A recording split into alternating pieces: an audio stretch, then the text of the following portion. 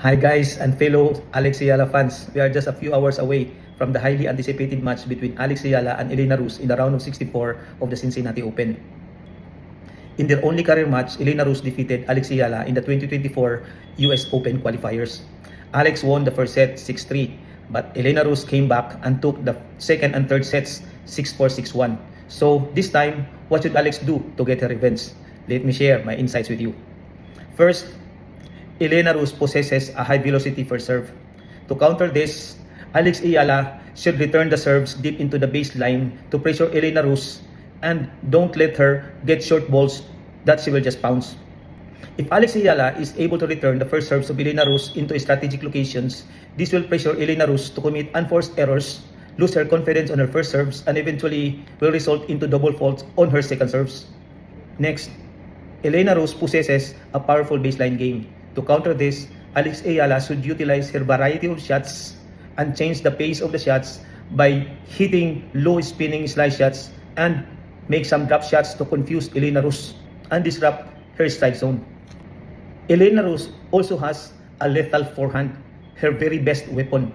To counter this, Alex Ayala should return deep into the baseline towards the backhand of Elena Rus, or if there is a chance for Alex, she should just simply send a powerful forehand deep into the baseline and let Elena Rus commit errors. What else should Alex Ayala do?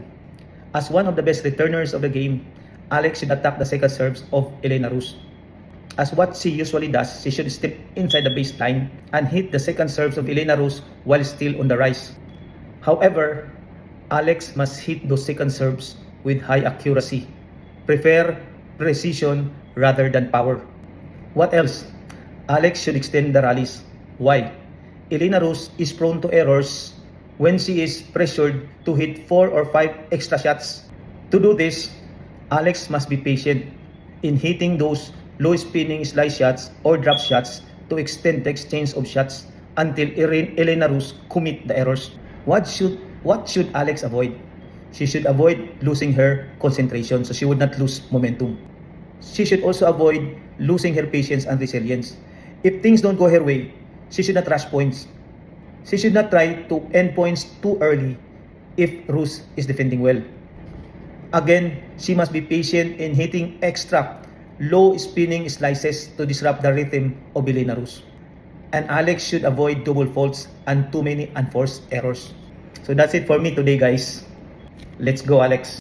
For more sports updates and analysis, don't forget to subscribe